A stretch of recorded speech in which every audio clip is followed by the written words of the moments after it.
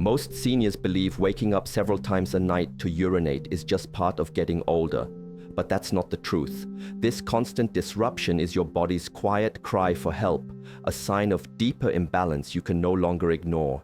In this video, I'll reveal 3 powerful vegetables that bring relief and restore calm sleep. Stay until the end. The last one holds the healing your nights have been missing. First, understanding. We begin with a question that goes deeper than the physical. When the body wakes us in the middle of the night, what is it truly asking for? We often see it as a mechanical failure, a system that is no longer working as it should. We feel betrayed by our own vessel. We think, why can't you just be still? Why can't you just allow me the rest that I need? This frustration is understandable. It comes from a place of exhaustion, a place of wanting to find a simple switch to turn off the problem. But the body is not a machine. It is an ecosystem. It is a living, breathing landscape of rivers and streams, of energy that flows and sometimes overflows. To approach this challenge with frustration is like shouting at a river for flooding. It achieves nothing. Instead, we must learn to understand the nature of the water.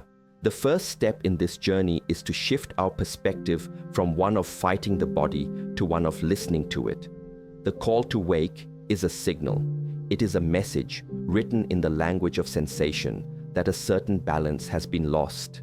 In the wisdom of the traditions that have guided my training, we understand that the body has a certain energy, a life force that is responsible for holding, transforming, and transporting fluids.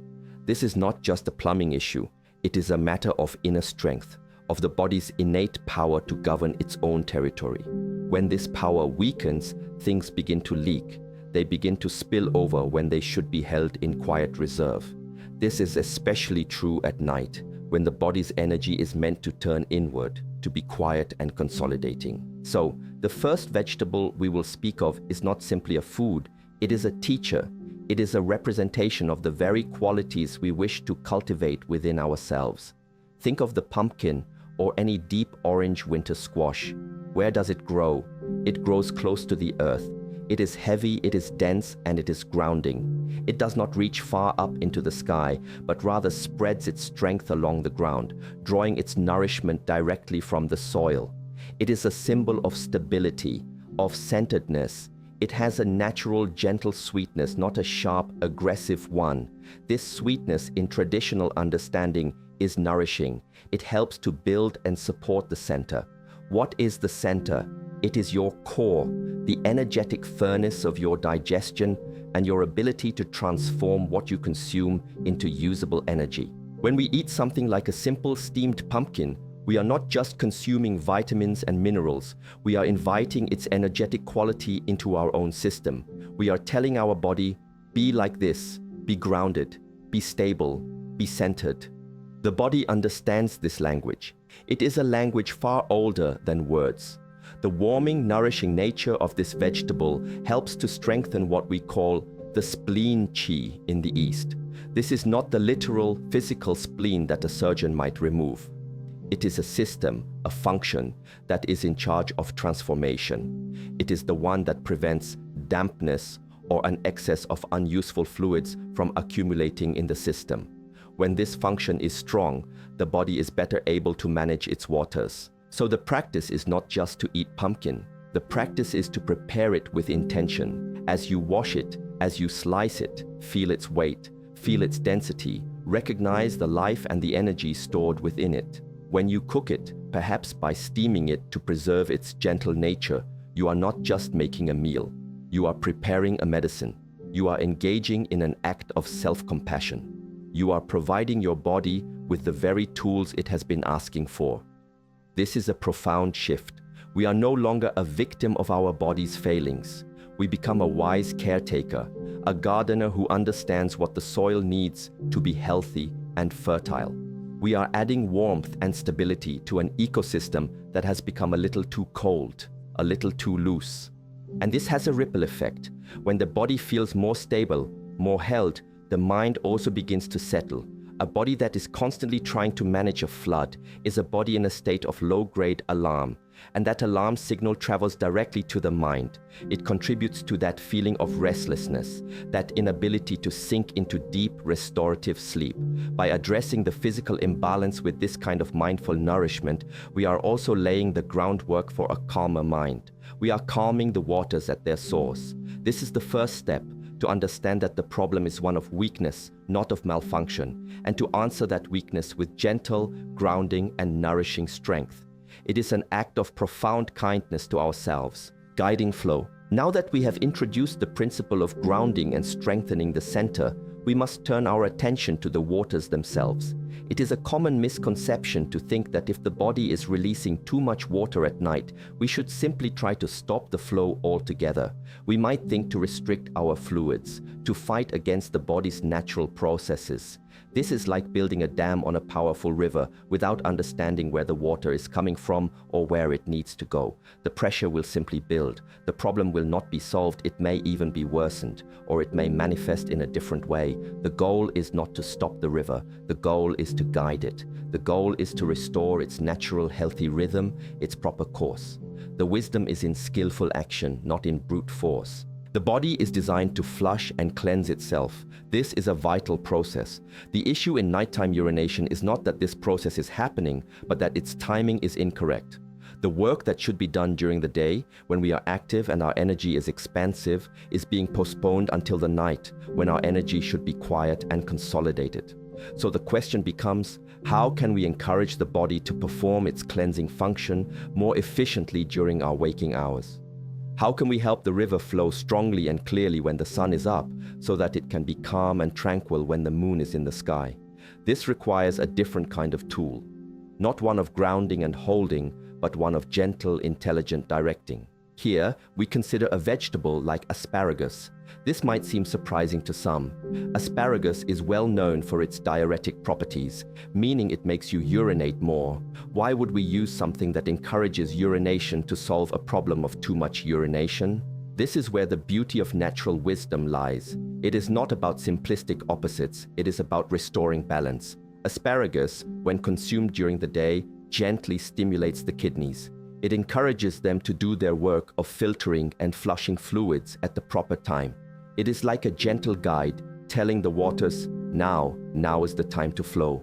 Let us do this work now so that later we may rest. By strengthening the kidneys' function during the day, we are preventing a backlog. We are ensuring that the metabolic waste and excess fluid that needs to be cleared is handled efficiently. This means that when night comes, there is less work left to do.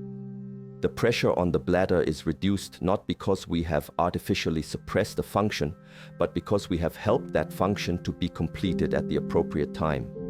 This is the difference between being a wise manager of your own inner resources and being a tyrant. A tyrant suppresses. A manager understands timing and directs activity for the greatest good of the whole system. You are helping your body to become more intelligent in its own rhythms. The preparation of this vegetable also matters. It should not be overcooked until it is limp and lifeless. It should be lightly steamed or blanched so that it retains its vitality, its vibrant green color, its aliveness. As you eat it, again, do it with awareness. Understand what you are asking of your body. You are not just eating a vegetable. You are engaging in a dialogue. You are saying, let us work together. Let us cleanse and purify now in the light of day. This changes the act of eating from a simple necessity to a conscious practice of health. It is an investment in the peace of your coming night. You are proactively and gently creating the conditions for restful sleep. This practice also teaches us a valuable lesson about life itself. So many of our struggles come from things happening at the wrong time.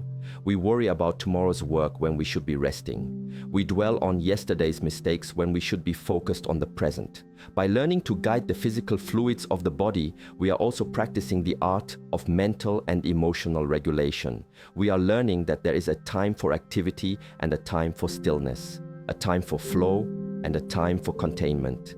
Helping your body find this rhythm with its waters can be a powerful mirror for helping your mind find its own rhythm, letting go of daytime thoughts at night, and allowing true rest to penetrate not just the body but the mind and the spirit as well.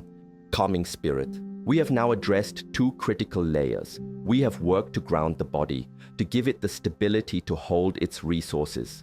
We have also worked to intelligently guide the flow of fluids, encouraging the body to work with the rhythm of the day and night. But there is a third layer, and it is perhaps the most profound. It is the one that is often overlooked in our modern approach to health. It is the state of our mind, our spirit. You can have a perfectly balanced physical system, but if the mind is a stormy sea, the body will never find true rest. The slightest disturbance will be enough to wake it. An anxious mind creates an anxious body. A restless spirit creates a restless body. Often, the need to wake in the night is not purely a message from the bladder. It is a physical manifestation of a mind that cannot settle. In the quiet of the night, when there are no distractions, no tasks to perform, no people to talk to, the unresolved agitations of the mind surface. The worries, the fears, the regrets, they begin to stir. This inner restlessness, this heat of the mind, translates directly into the body. It creates a subtle tension, a state of alertness that prevents us from sinking into the deepest, most restorative stages of sleep. And in this state of light, unsettled sleep, even the smallest physical signal, like a partially full bladder, becomes a megaphone. It is enough to pull you completely out of sleep. So, the final piece of this puzzle is not about managing fluid. It is about calming the spirit. It is about cooling the agitated mind. We need a medicine, a food, that soothes the heart and settles the internal chatter. For this, we can turn to the remarkable lotus root. The symbolism of the lotus is one of the most powerful in the world, and especially in the East. It grows in the mud, in the darkness, and the muck at the bottom of the pond. Yet it rises through the water to blossom in the air, pristine, pure, and untouched by the dirt from which it came. This is a perfect metaphor for the human spirit. We all live with the mud of our daily struggles and anxieties, but we have the capacity to rise above it and find a state of pure, calm clarity. The lotus root, the part that grows in the mud, has a unique quality in traditional medicine. It is known to be cooling. It helps to clear that kind of heat that arises from agitation and anxiety. It nourishes the heart and the spirit, what is called the Shen. When the Shen is calm and rooted, the mind is like a still, clear mountain lake. It is not easily disturbed. A calm Shen allows for deep and peaceful sleep. It helps to anchor us in the quiet of the night, so that the minor signals from the body do not become major disturbances. We are creating a state of inner resilience, a peacefulness that is not so easily broken. To prepare it, you can slice it thin and add it to a light soup or steam it until it is tender. Its texture is unique, a gentle crispness. As you eat it, the intention is key. You are not just eating a root, you are inviting the spirit of the lotus into your being. You are affirming your own ability to find peace amidst the chaos. You are consuming a symbol of tranquility. You are telling your mind, be like the lotus, be still, be clear, be at peace, even when surrounded by the mud of worldly concerns. This practice, more than any other, addresses the true root of much of our sleeplessness. It goes beyond the plumbing and into the very consciousness that experiences the rest or the restlessness. This is why this is the most powerful insight. The first two vegetables help to create a house that is strong and well managed. But this final step is about ensuring that the inhabitant of the house, the spirit, is at peace. Without this, even the most perfect physical vessel will not experience true rest. By consciously working to calm the mind, to cool the anxieties, and to anchor the spirit, you are not just preventing a nighttime trip to the bathroom. You are cultivating a sanctuary within yourself. You are transforming your sleep from a mere biological necessity into a sacred time of deep healing and spiritual renewal. This is the ultimate goal. True wellness is never found in a single trick or a magic ingredient. It is a path of awareness. It is a conversation you have with your body, your mind, and your spirit every single day.